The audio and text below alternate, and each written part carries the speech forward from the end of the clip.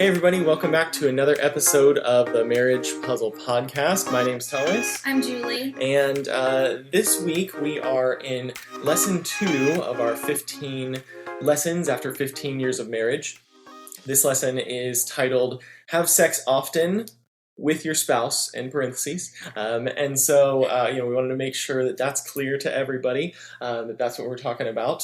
So we're in lesson 2, and this week we've got a special guest on.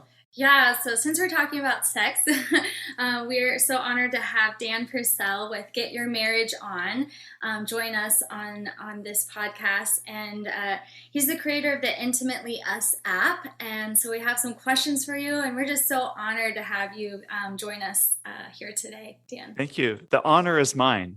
This is great. Thank you.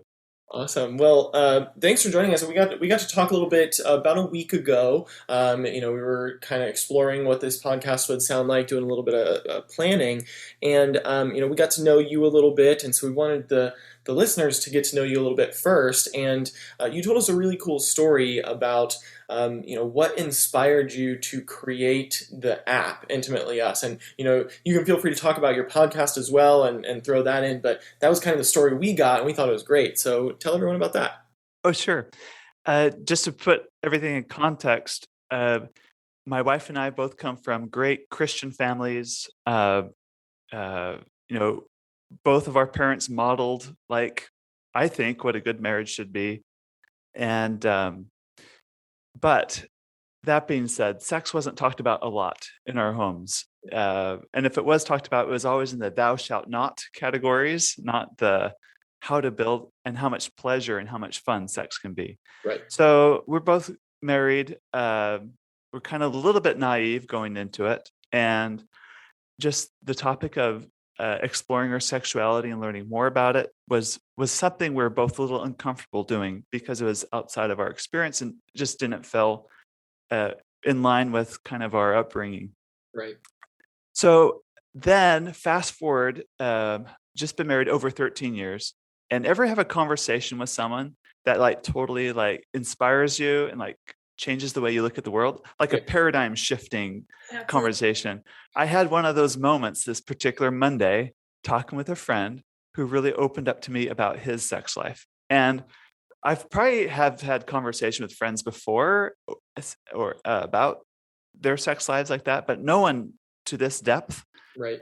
And I was embarrassed the whole time. I was blushing. I was like, I can't believe he's opening up and talking about this. And it wasn't really anything inappropriate per se, but it really got me thinking that, there's probably a whole lot more to sex than I'm allowing myself to really understand. Because I've been it's always been kind of a back burner thing. We have sex, we have a good marriage, we have, children, we know how to reproduce. Yeah. But he was talking about how bonding it can be and how there's different positions you can do and different sexual behaviors you can do. And I always thought that was no, you don't explore that stuff. That's something you don't look into. But I trust him, and he's sincere, and he's talking about how exciting things are and how much closer he and his wife are feeling. So I was uncomfortable that I was uncomfortable because there's something to this. So that night I go home to my wife, and I was really self-conscious because I was wondering, maybe asking my wife, am I a good enough lover for you? Do you enjoy our sexual relationship? What do you think? And probably for the first time in our marriage to that point, we had one of the most vulnerable conversations around sex for us and what it meant to us. And we're up to, really late into the early hours of the morning with that deep conversation, which led to another deep conversation. So a few nights in a row, we're really talking and really trying to figure out what's good for us. And anyway, we decided to start exploring more and trying new things. And we just felt just kind of like what my friend said, sex is really good. There's so much joy and happiness that can come from a great marriage. And sexuality is just a part of that. But there's something special that comes from this bond. And, fast forward a few weeks, we're totally in love with each other at a whole new level. We're flirting all the time. We're playful with each other. We're Twitter pated again, kind of like how we were before we were married. all of those feelings are back and in full force. And that's not all. Like the grass was greener, the sky was bluer, like my work was going better, and the kids were getting along better in our home. Just everything in life just seemed to click so much better. Like, holy cow, there's something to this. We got to do something about this. My background is in software development, and I thought, well, let's make an app. One of the things that really helped us actually is making sex more playful. And so it didn't seem so much like a script or like work, but kind of making it fun. So we're both like nerdy game people, like board games and stuff, like card games. Like we love that kind of stuff. That's not So nerdy. we thought, We play. I know, it's fun. And it's just our way of connecting. And I know we're not unique in that. So we thought, wouldn't it be fun if we made an app that was also like a bedroom game? And that's how Intimately Us was born. And since there, we've put on marriage conferences, and we have a podcast now called Get Your Marriage On. And anyway, I love studying and teaching, and I also coach other men too. I love the idea of helping couples improve their intimacy in their marriage. That's awesome. That's awesome. I love that. One of the things that you were saying, you were talking about how the grass was greener and the sky was more blue and things like that. And, you kind of centered all of that around the fact that sex had changed in your life. And so, that leads me to my first question off the top. Is sex the most important thing in a marriage? Oh, this is like a trick question, isn't it? I'm supposed to be the sex expert coming on. Yeah, tell us what you got. we can chat through it. I mean, we've talked about it offline a little bit, so this is open dialogue. But you're the guest, so we're asking you the question. Yeah. So I'm slaughtering the numbers, but there is an extensive study, and a lot of people quote this study. But when the marriage is good, like when they survey happy couples, they ask, how much of the happiness in your marriage do you ascribe to sex? Mm-hmm. It comes to about 20%. Okay. Then they survey couples that are not getting along. There's a lot of friction, a lot of tension. And they ask, how much of your unhappiness is due to, a bunch of factors? Mm-hmm. 70% is attributed to sex problems. Wow. So when the marriage is good, sex isn't like the most important thing. But when the marriage is bad, sex is usually at the top of the list of major complaints in the marriage. So that tells me that sex is really a more of a thriving part of a relationship. That's great. Good sex helps you thrive in all areas of your relationship. And it's also, a lot of times we think sex is like, if I connect emotionally, then we'll have sex. Or if we're getting along, and then we'll have sex. Like sex is kind of like the cherry on top. It's like the bonus. It's like the extra. But it's not like that. Sex is the way to connect. Sex is the main course. It's the glue. It's not just a side thing as a part of a happy marriage. It's woven into the fabric of any good marriage relationship. That's so true. That's great. Yeah, I love that analogy of it being woven in, because, what you described in those statistics shows that, when things are bad, that's obviously going to be lacking. And, because it gets woven in, it becomes less of an important factor because it's just more consistently happening when the marriage is good. And so I love that image of that, it's just kind of integrated all through your marriage, and then everything else just kind of balances out. I would absolutely agree. I mean, from my perspective, I don't think it's the most important thing in a marriage, and we've got another episode that we're going to do in this series surrounding intimacy, and how intimacy isn't just sex. And so I think that when you're talking about that 20% statistic of sex, attributing to the good times, I think that's because that's where intimacy probably starts to take over. And, then you have that, like you said, sex is the main course, but intimacy is throughout the rest of the marriage. So you don't necessarily, I would say, you probably don't get that, euphoric high that you would normally get during sex, but you get, that fun behavior, that fun attitude, that as you said, Twitter-pated feeling when you have that intimacy throughout your marriage. So, I would fully agree with that it's not the most important thing. Yeah, that's good to hear you guys say that, you know, because I think, but the lesson here is to have sex often, because I think that's actually what, it's not the most important thing, but when you're connecting emotionally and physically, like that's kind of the best package in a marriage, in my opinion. So. Yeah, so you want to take our next question? Well, yeah, I think some of the excuses then that people wouldn't have sex often. Let's say things, are still going well for them, but they're busy, they're tired, and so what are some tips to still have sex frequently enough to meet the desires of both partners in a busy lifestyle? Uh, I feel I'm super qualified to answer this question. My wife and I have 6 children, ages Okay. 16 to 4. So, and I'm an entrepreneur and she homeschools. So, like, life for us is like incredibly busy. So, Busy. being tired is something we're all familiar with. But Yep. ever been tired and then an old friend stops by and you like chat for like 3 hours? Mhm. Like, you were tired, but you have time for your friend, Right. right? All of a sudden your body wakes up. Or like, ever like not want to go to the gym, but you put on your shoes anyway and you go, and then all of a sudden you have energy for it. So that to me tells me a lot of the reasons why we're like saying no to sex because we're tired is it's all in our head. It's Yeah. it's Gotcha. all in our mind. And yes, we are tired. And saying no, thank you, because I am tired is a legitimate reason to decline. So what we need to do is really like remember this is just our thoughts. Right.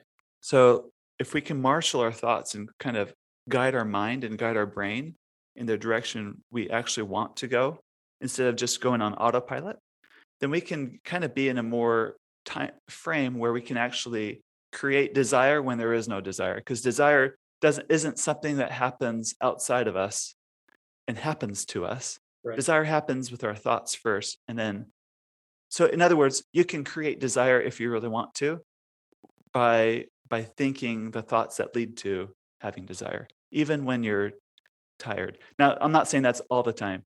You might be physically exhausted and you really just are going to fall asleep. Like there is definitely tired. Sure. There's also definitely relationship stresses. You're like in reality, and my marriage is no exception. You go, it's a little bit of a roller coaster sometimes. You have good times and times when you're not as connected. So, and that'll influence and affect the frequency. But couples that make it a priority and are intentional, like, no, this is important for us. We're going to work on this.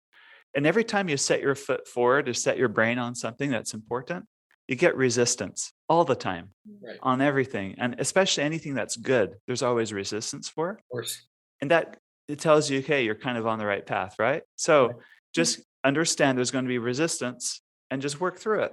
And then no reward in life comes without some degree of effort and sacrifice and some risk too, like climbing Mount Everest, sending a person to the moon. Like all of those great things require a great deal of planning, risk, and just, putting your mind to it and going towards it. Sexual desire is no different. We just put your mind to it and go for it, and you're just consistent at it. Okay, good perspective. I think you talked a lot then in that answer about your mind and thinking. So let's say it is the top of our list. It's going to happen that day. It's scheduled or whatever you need to do with your busy schedule. But I know you guys are males, but from a female perspective, like because you coach couples through this, how would you encourage a woman to stay focused in the moment for sex instead of getting distracted by her mind running elsewhere? So, you're committed to it, but then during our minds are like spaghetti brains and thinking about other things where, guys can stay focused on this, one intimate act. So yeah, how would you use your mind talking to a female in this, answer if you could? Yeah, this isn't just females. Men Okay. have this problem too. So it's not just if you call it a problem, if you want it to be a problem. It's not, but when you look at studies or like survey results, women tend to have more spaghetti mind, as you said, or World Wide Web mind. Yeah. There Like you go. whoop, link, link, link, link, link. Whereas All men the in browsers. general, stereotypically, are better at compartmentalizing things in their head, Yeah. right? Like work is work, fishing is fishing, sex is sex, and you just focus on that, or whatever. My sports is whatever. So uh, any so it is hard. So because you're lying there and you might be thinking, this feels really good. I want this to keep going. And oh, what time is it? Oh, what time do I need to get up? Oh yeah, do we have cereal? Do we even have milk for the kids? Like, oh, what else do I need to go shopping for? And it's just without knowing, you're like, you're in the moment of saying, I like this feels good. And now you're making shopping lists in your head, like Absolutely. within like a few heartbeats, like, so that's just what happens. So it comes back to mindfulness practice and people who, so there's a study done by Dr. Shalom Levitt, where individuals that take 10 minutes a day to meditate, there's like, you can go to YouTube and find like a little like 10-minute relaxation or meditation, whatever. The better you get at being aware of your thoughts and just attentiveness, it shows up sexually. So couples that take 10 minutes a day to do mindfulness practice, when it comes to sex with their spouse, they're also a lot more connected and they have a lot higher sexual satisfaction too. So if that is a real issue for you, you can actually practice outside of the bedroom by taking some time to like really work on your thoughts and work on your attentiveness. And if it does happen and you're making the grocery list in your head at that moment, then just gently bring it back to like right now, the here and now. That's great. So, to kind of sum that up, it sounds like kind of training that muscle, that focus muscle of, being focused on other things in your life, when it's in that moment and designating time to work on that focus, just like you would go to the gym. You have to designate time to go to work on your body and make yourself physically fit. And so, just focus on focusing, and then, that will kind of transfer and spill over into other areas of your life, staying focused. I love that. I have one more tip on Yeah. that. And sometimes being a little more vocal during sex helps you kind of stay more present. Okay. So if that's the case, just or ah or whatever you like to do more will kind of help you kind of focus. Keeping your eyes open and looking at the person you're being with, that can be really vulnerable for some couples, but it's also extremely intimate. And so like eye gaze and just breathe in and like soak in the person you're with, that, and just enjoy the closeness and focus on how good it feels in the moment instead of being so outcome oriented or thinking like, where will this lead, or I hope I get there, or because last time I didn't and that was really frustrating. Like if you keep thinking those thoughts, it turns into self-fulfilling prophecy. So the more present you can be, and tools like eye contact, using all your senses, sound, taste, whatever you can do, also helps you kind of stay present. Ah, great tips. Keep the lights on. Yeah, there you go. Good. So that kind of that really segues nicely into one of the next topics, questions. What do you think is the best way to navigate a difference in desire levels? And I've got kind of a few examples here to kind of throw out at you, and I think we'll all probably pretty easily be able to pick what the best one is of these few examples. But let's say you're coming home from a long day of work. You're just not in the mood at the end of the day, but your spouse is, and so what do you do? You're kind of at a crossroads. So you can completely fake it and be inauthentic about it, and just okay, whatever you want to do, that's fine. But you're going to be inauthentic. You can tell them you're not in the mood. And be authentic and real with them, but that's no sacrifice on your part. You're just kind of copping out and saying, nope, I'm out, which is probably going to feel like rejection to them. And additionally, you could meet your spouse where you can. I have this much mental, emotional capacity today, so here's where I can get to, and being open with them about that. That brings authenticity, and that's going to bring sacrifice. So I think we could all say that's probably the best scenario, but we're still talking about a difference in desire levels in that moment, or that one specific moment, or maybe in terms of frequency, how frequently you're having sex with your spouse. So what are your thoughts around that, and frequency, and keeping your desire levels at similar points? Because I don't think they're ever going to be perfectly in line every day. That would be too easy. So tell me your thoughts on that. No. And isn't it funny? Like people talk about, oh, I need to work on my marriage. But the reality is the marriage works on you far more than you work on your marriage, right? That's funny. Right. It's never easy.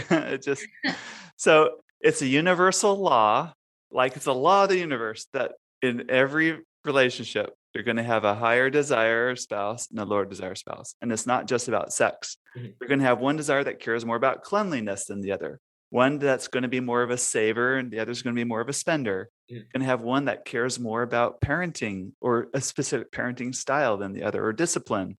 Right. So you're always going to have some desire discrepancy in all areas of your marriage, not just sex. So that's law number one. And universal law number two is the lower desire spouse will always be in the control seat and control how much sex goes on in the relationship, whether they like being in that position or not. So higher desire spouses here, you got to understand that like she's not or he's not broken. Mhm. The lower desire spouse isn't broken because they don't want the same desire level as you. It's that you're the one that's broken because you want the higher desire. Just kidding. It's not brokenness or not. It's just different. One thing that if you're the higher desire spouse approaching the lower desire spouse, I want sex, and they're not in the mood, there's a few things you got to remember. First is one tip I have is if you think of it as rungs on the ladder, in your mind, from where you are to sex might feel like only 1 or 2 steps. Mhm.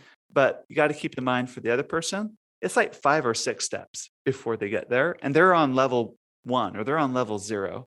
Mhm. So approaching them, let's have sex, to them feels like, that's a lot of like work I need to do to work up to get to, level 6, Mhm. to be at the level you're at, to be able to really engage. So it's a lot easier to say, no, I'm not tired. I'm not in the mood. They're not really saying I'm not in the mood for you. I'm not in the mood for, it's not saying I don't like you. It's I'm just not in the mood for sex, because it's going to take a lot of effort for me to get there. So a wise higher desire spouse who can recognize that in the moment would rather probably suggest, what sounds pleasurable for you right now? What sounds good for you right now? In other words, you're trying to get them from rung 1 to 2 and 2 to 3 with no expectation of it getting to level 6 or wherever sex might be. Right. But you're just trying to just move the process along and enjoy wherever it might go. So a lot of times we think sex is like either happening or it's not. It's black or it's white. It's on or off, like a light switch. Right. But instead, if you can think of it more like a dimmer switch, it's like, let's see if we can move up gradually to that level. And you might not get to the whole time this time. Life is complicated. Relationships are complicated. Sometimes it's going to lead to sex and sometimes it's not. But it's really that approach of what sounds pleasurable for you. That's such a unique question. And it may not be sex. It might be, I would really like a massage, or I would really like some alone time to just chill without anything needing pressing on me. I would really like that. Like that might sound pleasurable for them. So work with them and work together as an intimate team. That's great. I actually listened to this week a podcast that you and your wife Emily had done. I think you guys were guests on a show. And so when you proposed that question to her, I didn't know if you were going to bring it up today, but what sounds pleasurable, not to embarrass you or tell personal stories, but it just resonated that she answered you, let's just cuddle naked. She couldn't, give you everything, but she just thought, instead of saying no, though, I appreciate that. Like, instead of, nope, it's off the table tonight, what sounds pleasurable? Her answer was, let's just cuddle naked. And, I just love that when we were talking about different desire levels, that was a clear example of different desire levels that you guys shared, but she still tried to meet that first ladder, that first step to get to the second. And, I don't know if you want to share the rest of the story, but, but they had a happy ending. Yeah. Okay. There you go. For both of us. Yeah. That was great that she opened up about that. And, I just thought that was a good takeaway that, for one partner to say what sounds pleasurable and the other to answer honestly, but still give an answer. I think that's a really big, like, communication is really key in our opinion in sex. And so, and it worked for you guys, then, hopefully that's a good tip for others as well. Yeah, I love that, and it, again, segues really nicely into what we're going to talk about next. This is great. I think that the next question is talking about spouses who you mentioned one spouse will typically have a higher desire level than the other spouse. So in that scenario, it might be safe to assume that the one with the higher desire, and I'm sure that fluctuates back and forth, so it's not necessarily always going to be the case, but the one with the higher desire probably, has the higher desire more often, and so they may tend to feel like they're pursuing the other spouse. They're always initiating sex with the other spouse. So what are some tips in that regard, for someone who feels like they're always initiating, which always probably isn't a true statement. Most of the time is probably a more accurate statement. But how can you work with your spouse to say, hey, I feel like this is happening a lot. Like, I'm the one who's always initiating, and I'd love for you to pursue me some. We've personally worked through this in our marriage. But what would be some tips around that to try and get the other spouse to start initiating? Great. First, I want to establish, though, that to some couples, it may not be a problem that one is always initiating. So it only turns into a problem if you let it become a problem. Okay. Same with desire level differences. Like, to some couples, it's not a problem that one wants sex more than the other until it turns into a problem. And they're like, how come you don't want sex as much as me? And then it turns into a problem, right? So first of all, acknowledge, like, is this really worth turning into a problem? Because some might just be fine in it being the primary initiator, and they're cool with that, and that's okay. But if you really want the lower desire spouse to initiate more often, step one is to ask yourself why. What does it mean to you when your spouse, the lower desire spouse, initiates? Mm-hmm. It might mean like you feel wanted. A lot of us, we don't want sex just to have sex. What we really want is to feel wanted sexually, because it feels great. It feels very validating when your spouse thinks you're a hot smoking piece of meat ready to ready to like get your bones jumped or whatever. It feels great to like have that, like, your spouse thinks of you in that way. It is so like it's nice. Mm-hmm. And so when they initiate, it kind of reinforces that idea of like, I'm wanted and I'm desirable. I've got something she wants, or I've got something he wants. So if that is the case, and if that's why you want your spouse to initiate, then get really clear and honest with your feelings there, and just say, I want you to initiate because it feels great when you do this. The problems in marriages often come when we make the spouse do things kind of, and we use more like a transactional frame around it. It's like, well, I initiated the last 5 times. So you should initiate this time. Mm-hmm. And now all of a sudden you're keeping score, and you're trying to keep track of fairness in your marriage and in your relationship.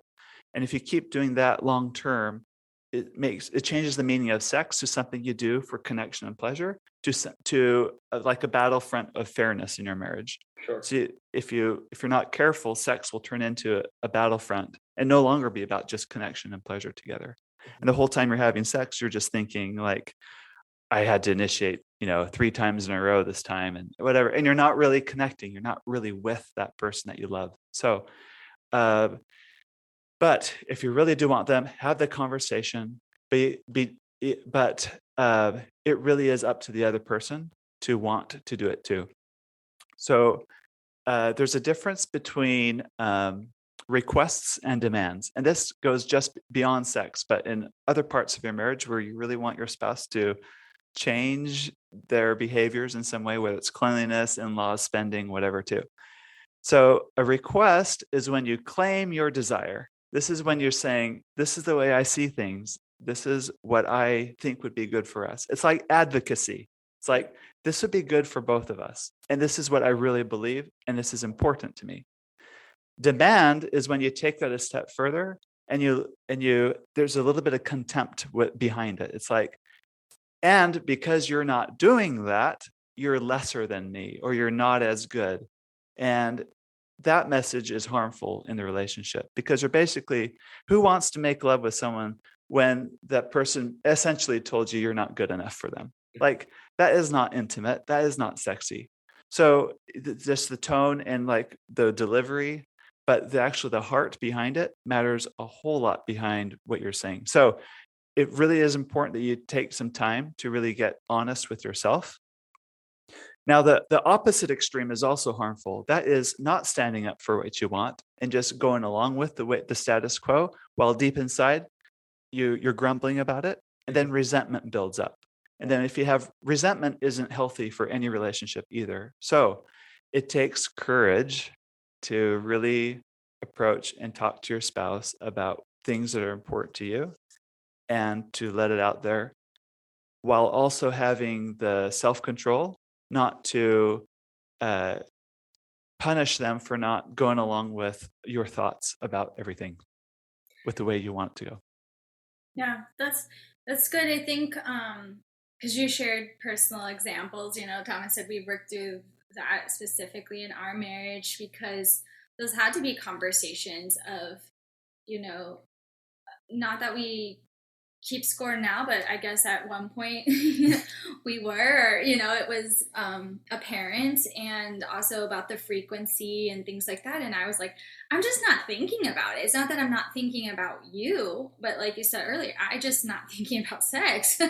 And so to help, me initiate it, I think was more of like thinking about it even earlier in the day. It's not just like right now, stop what you're doing. Like, that's just not my personality. But so I love even the tools of the Intimately Us app, where we can like chat throughout it, or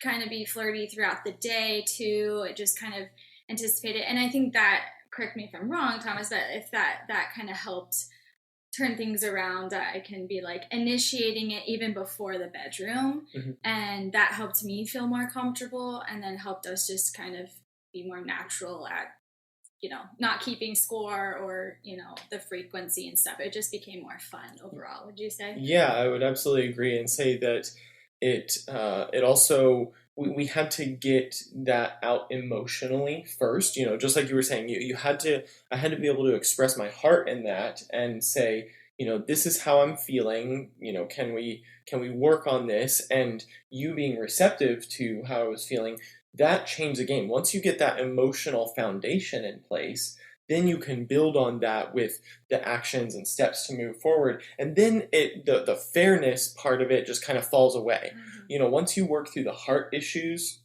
and the emotional issues, then that fairness just kind of, takes a back seat. You don't really think about it anymore, because then the other person really knows how you're feeling, and you can't read your spouse's mind.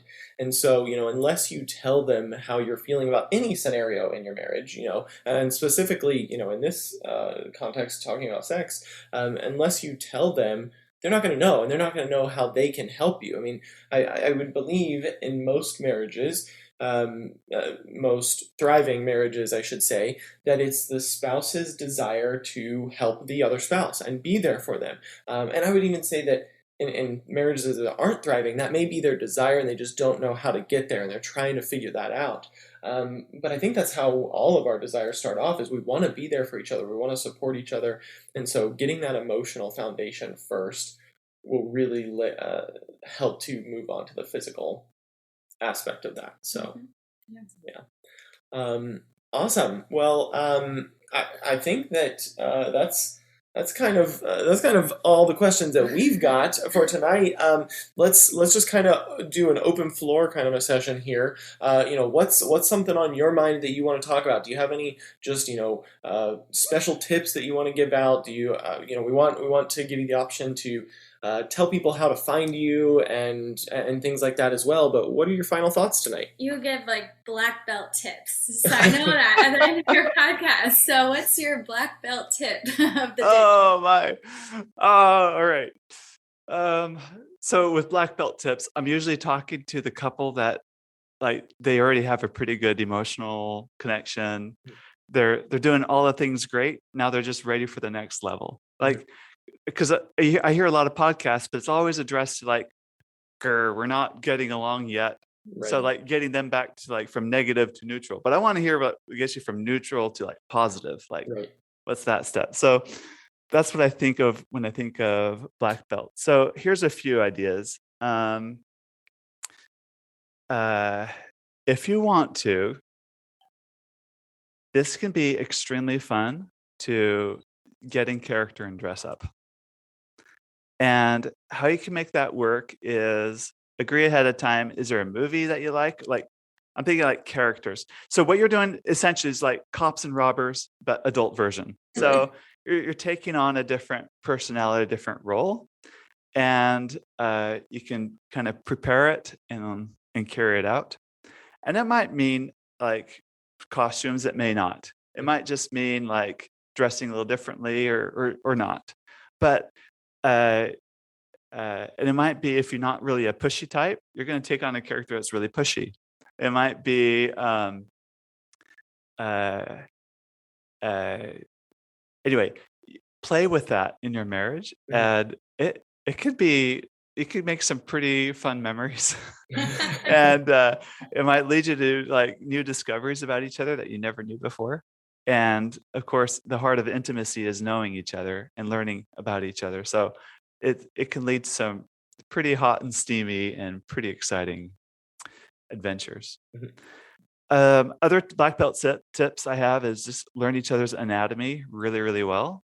There's God has created our bodies for incredible pleasure, and there's the basics, and then there's beyond the basics with our anatomy. So as long as you're willing to experiment and try new things, like touch in different places, it's incredible. It's not just the genitalia per se, where everything has to happen, or certain positions, or whatever it might be. And kind of having this playful, explorative attitude of like, hey, we're going to set the timer for 10 minutes, and I'm just going to do you, and I'm just going to try these things and just give me feedback. And the timer beeps, and then you switch roles, and it's the other person's turn. And you might discover really new things that people like. You might discover things that they hate. But like, of course, this has to be completely both on the same page, but like explore like the lower back, the inner thigh, even around the anus is extremely pleasurable for some couples. Nipples, the neck, behind the knees, feet, toes, head, of course, your genitals, but like different types of touch on the genitals. Do you like a feather touch? Do you like this sheet or this scarf? Do you like lubricant? Do you like me breathing on it? Do you like all of these different things? Just get creative with it. So I think that really helps too. And my last black belt tip is novelty is important if you want to plan on being married for a very, very long time. You have to incorporate new things into your relationship if you want to keep things vital. Right. But it doesn't have to mean you're like spending all this money on sex toys. That's not, or it might be if that's your style. Right. But novelty comes from two ways. I think of it like we have a lake nearby, you can go skiing or scuba diving. So you can like do things that are kind of new horizontal experiences, like new positions, new technique, new toys, new locations, like that kind of stuff. But there's also vertical novelty. That's where you're doing a deep dive on the person. That's really getting to know them. It's like trying to learn more about them and see things in them that you've never seen before. It's like digging deeper into into the soil that's already planted and like going deep into their roots. And just getting to know the person you're with and learning a newfound appreciation and cherishing and adoration for the person you're with enhances sexual intimacy tremendously. And that's when in the middle of making love, you can like pause and look into each other's eyes and really soak in the other person and really feel really drawn in to this person, this really special person that you're with. And every marriage, one of you is going to die before the other. I know that's awful to say in the moment of making love, but things are so temporary. Like, what if this was the last time you're making love? Because tomorrow there was you got hit by a bus, something terrible happened. What if this was the last time? What can we do to make this really count? For you to know that I really love you and I want to take you in, and I really want you to love me and accept me fully. So I think if you can keep those things in mind, that novelty, the anatomy, and like switching it up and role playing once in a while, I think can add a lot of excitement to an already healthy marriage. Super fun, super fun. You're so full of advice and wisdom too, and we appreciate that. So how can people find you and Emily and the main hear more thanks about you? The main place is getyourmarriageon.com. We're also on Instagram at getyourmarriageon. And this month is September. I think this will episode sometime during the month of September. Yep. We have a September month-long challenge going on for people that use the Intimately Us app. It's free to download from both the Google Play and Apple app stores. The challenge for September, we're calling it Sextember, and it's to take this month to make it sexy. Like, pick one or two things that usually get in the way of intimacy, like I'm too tired, or it's the kids, or I'm stressed, or whatever it might be, and create some sort of a plan to help you connect more this month than you have before, and make it a sexy month. That's awesome. Yeah, we put our challenges in, and so there's room for 30 challenges for the month, but you guys are giving away prizes too, right? If people complete 20 of the 30. So yeah, we'll get this episode out so they can still jump in on Sextember and have some fun. Yeah, yes. and we'll make sure we link directly to the app so that people can find it easily as well. And we just, for anyone listening now, we put out a blog post at the beginning of the month, kind of surrounding this as well. So it tells a little bit more about it. Of course, they can find it on your website too, and check that all out. But thanks again so much for joining us. This was a lot of fun. Exploring this topic, which is oftentimes a behind closed doors topic. It doesn't really come out, but it needs to be talked about, and so it needs to be made a little more mainstream for couples to be comfortable talking about and building that emotional foundation around. So thanks again for being here. We really appreciate it. Great, happy to be here. Thank you. We hope you enjoyed this week's episode of the Marriage Puzzle Podcast. You can find new episodes releasing every week on Mondays on your favorite podcast platform. You can follow us on social media on Facebook and Instagram at Marriage Puzzle, or check out blog posts on our website at marriagepuzzle.com. As always, we look forward to seeing you next week, where together we'll work on marriage one puzzle piece at a time.